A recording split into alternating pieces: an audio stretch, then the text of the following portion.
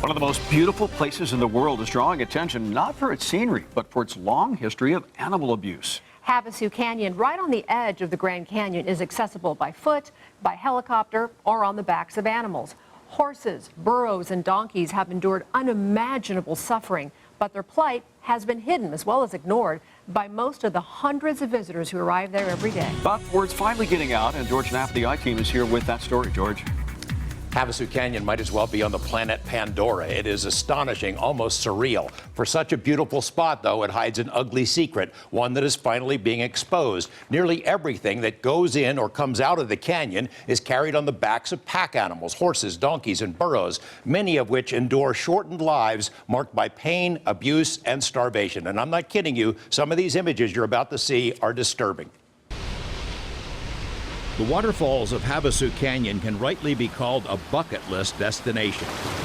A series of spectacular falls and pools of turquoise water on the edge of the Grand Canyon. This is tribal land, not the national park. Each day, the road leading to the canyon is lined with vehicles. 300 or more tourists per day pay fees to the Havasupai tribe to make the 10-mile hike down to the falls. It starts at Hilltop on the rim, traverses a narrow, rocky trail that zigs and zags and drops 2,000 feet. Some hikers carry their own camping gear, enough to stay for a few days near Supai village, where the tribe has lived for 1,000 years. Many visitors rely on pack animals to haul mountains of tents, backpacks, and ice chests down the steep canyon and then back up again.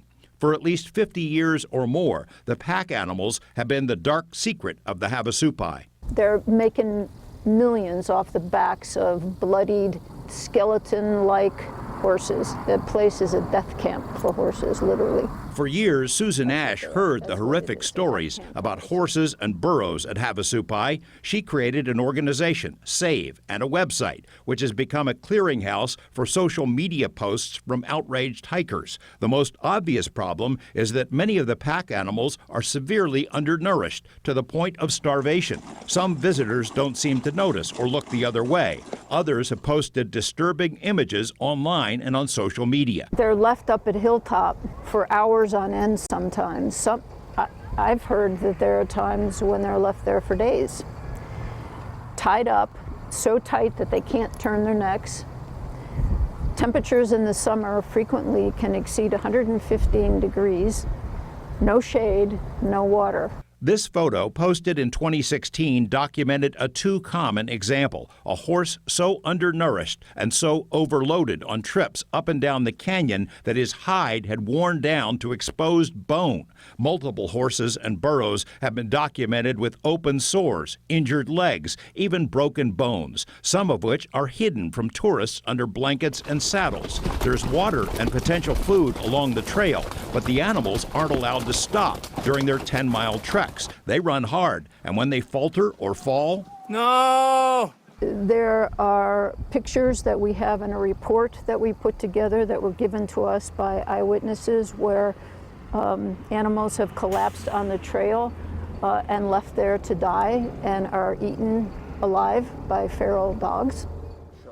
The Havasupai tribe is a sovereign nation, so agencies which might intervene to protect against animal abuse elsewhere have largely looked the other way. A year ago, things changed somewhat because of pressure from Susan Ash and others. Federal agents intervened. One horse wrangler from the tribe was arrested. Since then, the tribe says it has taken steps to end the abuse. How true is that? Two of my I-Team colleagues recently hiked the trail and camped in the canyon on assignment. Tonight at 11, we'll show you the images of what they saw.